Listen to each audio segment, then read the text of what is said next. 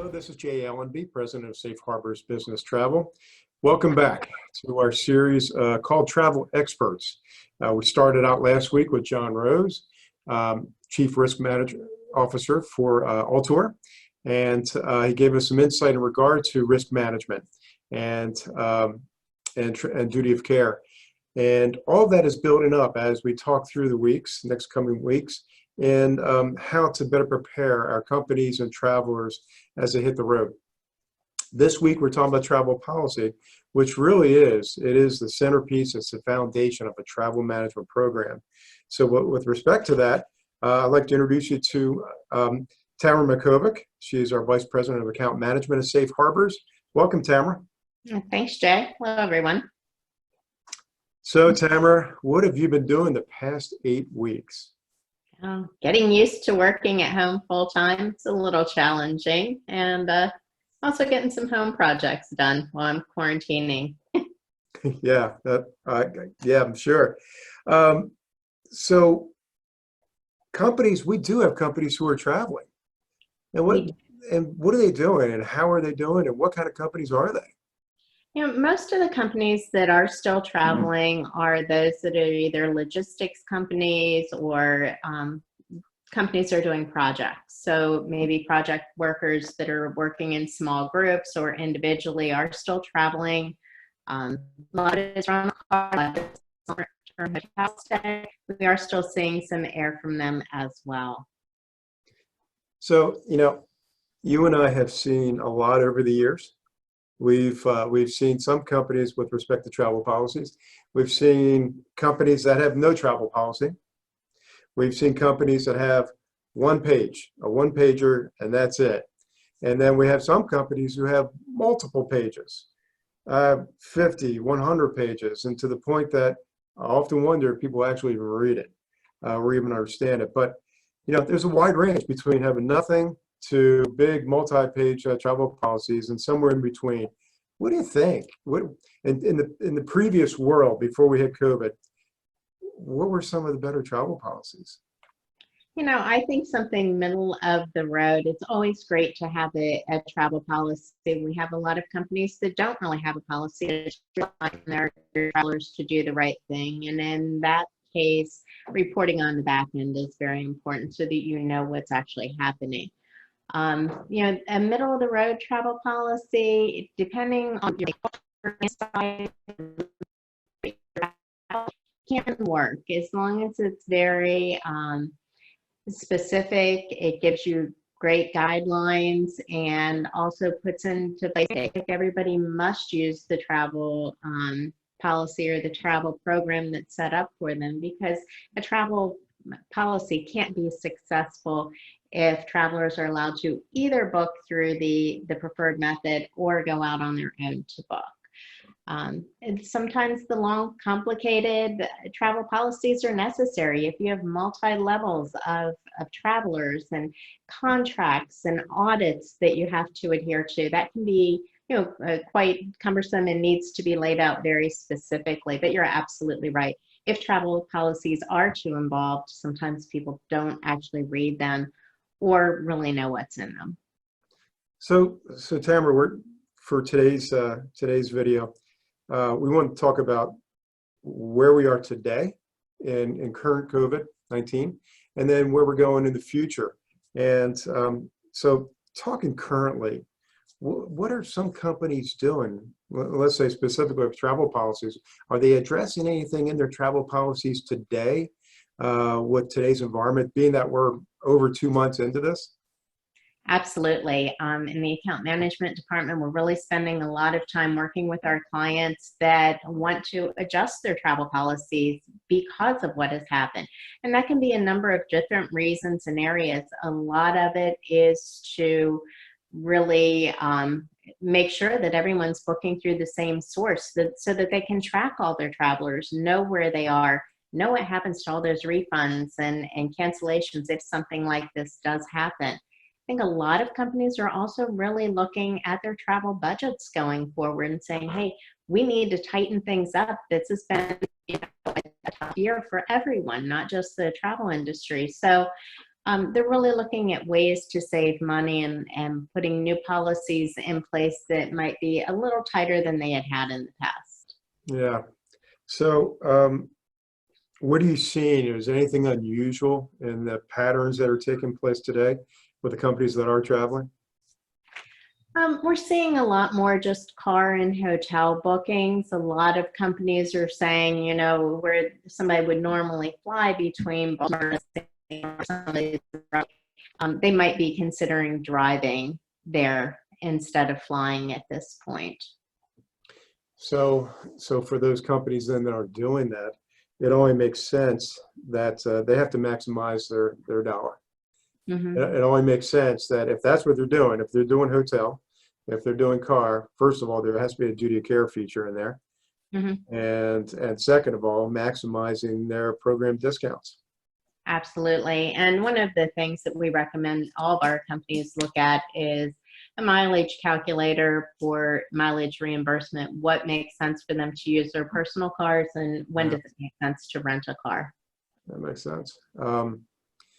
So who knows when things are going to change? And I guess that's the next question is, what are you hearing from clients of when they're going to really start traveling again?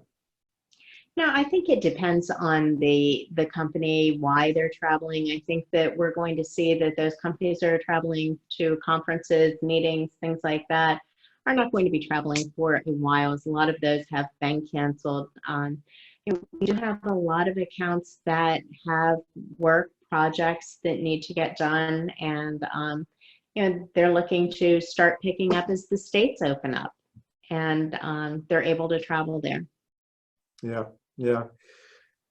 Well, as you know, we're in the process of working on our new product, a new program called TRIP, otherwise known as our Traveler Reintroduction Program, and really designed to help companies with their travelers. What do you think? What kind of things do you think that can do to help companies? Well, there are a lot of features within that program that will help our companies reintroduce their travelers to going back out there and traveling again. Looking at duty of care, making sure that the companies know going forward where everybody is. If something happens, what happens to their unused tickets? When are tickets refunded? And then also education not only for our accounts and what they should be looking for at times like this, but also for the travelers. Getting word out there on what different companies are doing to protect them, the travel vendors, and also for those travelers that are not currently booking within the system, retraining, helping them to book through Concur or book through the system. The, you know, we're reading a lot. You're seeing a lot on TV. There's a lot of conversation. We get a lot of information from our suppliers, our airline, car, and hotel. What do you think? What kind of changes do you think each one of our suppliers are going to be introducing? There is a lot out there. Some of the things that we're seeing currently with the airlines, masks being required now on all flights for both the flight attendants as well as the passengers, temperature screening at the airport, reduced capacity, protocol for the planes. When they bring them in, they turn them over. And then also we're seeing less screens being installed at the airports, at the ticket counter, at the gate, and at baggage claim as well. Hotels, it's going to be a whole new, again, cleaning protocol. They're using disinfecting spray mist. They're using ultraviolet light as a disinfectant. They're going to contactless check in, check out, so that you don't actually have to, do the exchange of the keys and all of that. Their food service areas, and I think it's not looking completely different after this. They're also reducing all the, not all, but a lot of the paper amenities in the room. So when you're looking at the guides and the city informational type books and notepads and pens and things like that, those are all going to be removed from the rooms in most cases. On the car rentals, yeah, again, it's the cleanliness. They're cleaning areas that were never really thoroughly cleaned before, like the key fobs, the seat belts, the handles, the seat back pockets. All that's going through thorough cleaning now. They're reducing the number of employees at each location, and they're also going to limit the number of passengers on their shuttles. Key fobs. Now, I'm sure you clean your key fob every day, right? Mm-hmm. Yeah. Okay. I do. Yeah. Okay. It never comes out of my purse, but yeah. Never. What are companies saying about shared services such as Airbnb and Uber? What are they saying? You know, all of Uber, Airbnb, all of them have issued statements on cleanliness, and they are working with their locations to ensure that they're following the same types of caution and cleanliness that everyone else is. I'm hearing from a lot of our customers, though, that they are going to be backing away from that a bit, because as long as it's still in the hands of individuals, you still have that. What is your guarantee that those are going to be clean? You know, homeowners are responsible for cleaning their own homes. So I think they're going to be backing away from that a little until that's worked out a little more. There's a little more released to the public on how that's going to be managed. Yeah, it makes sense. You know, I think every time we come out of a situation, well, let's put it this way, we've never seen anything like this. Mm-hmm. There's never been anything like this, and certainly in 100 years, and I don't think we've seen that. But you know, every time there's a situation, even with epidemics, we had SARS and so on, and then of course we had 9/11. There are always policy changes. There are always policy changes, new governmental regulations coming down the road. What do you think? What do you think is going to come out of, you know, you don't have a crystal ball, but there's always, I don't want to call it just knee-jerk reaction, but there often is. Yeah, and I think as you mentioned 9/11, we saw so many changes in TSA and just policies at that point. I think we're going to see more changes in that area, TSA, airports. There are going to be more rules, regulations focused around this and avoiding this in the future. Yeah, yeah. So we work with many companies. We talk to many companies who have either a managed travel program, meaning that they're fully managed by a travel management company such as us. You have, on the far end, you have companies that are not managed. In other words, their management says, go buy travel wherever you would like. And there are many companies in between. As a result of the pandemic, do you see that changing?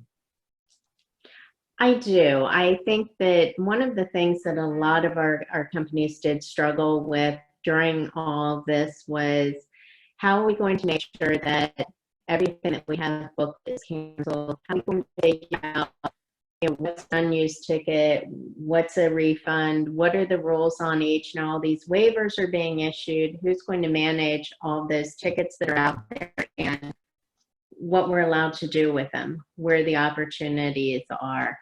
Also, you know, we've seen a lot of companies with a lot of layoffs. So what happens to those things when somebody is laid off under the reduced company business? I think a lot of our companies were struggling with that, especially with things that might have been booked outside the system. Hotels are another, you know, if somebody's booked a hotel on a website, how do you know they received a no-show bill or weren't going to receive a no-show bill? So I think that companies are going to be looking for a more managed program everything that's out there, everything that's booked, and they can easily account for, you know, all the unused dollars and refunds. You may have broken up just a bit for a second there, but for companies where that they have travelers who are no longer with the company and they're in the names of on those tickets, those companies who are not being managed, it's much more difficult to have them reprocessed, perhaps even a credit or any source like that. Right. Yeah. Right. Yeah. Outside of that, Tamara, what do you think? Any game changers with travel policies? Because, you know, travel policies, they are the backbone, the absolute backbone of a travel management program. And it's a matter of how you manage your travel policy. It's a matter of how you update it. You know, we've seen some companies who they're proud of how they put their travel policy together, and then they put it in their desk. 5 years later, they shake it off again. But what do you think? Where are the game changers now? Where are the absolute game changers as a result coming out on the other side of the pandemic? I think that companies are going to ensure that all of their travel is booked through a central location. With the travel policy, that's the only way that you can enforce a travel policy. So, you know, if you want everybody to follow the same policy, it really has to be within the same travel management program. And then I think they're going to look at the reporting a little differently as well, to be able to see where they're spending their money, who's traveling, why they're traveling. You know, there's great reports out there. And I think that a lot of companies are going to implement a travel policy mandate and then use those reports to help them manage that program going forward. Fantastic. Tamara, thank you so much for your wisdom, and thank you for sharing everything you know about travel policy. And we just scraped the surface of it, you know, of travel policy. That's all day. Yeah, you really could, and you're a master at this. And but we just wanted to focus on today's environment and moving forward. So again, thank you so much for being with us today. Next week, we're going to have Wendy Stakoviak with International SOS, and she's going to be taking what the future of business travel looks like, especially with respect to risk management. So again, we continue that theme as we build on to reintroducing companies and travelers into the travel space. Again, Tamara, thank you so much for being with us. Absolutely. Thank you.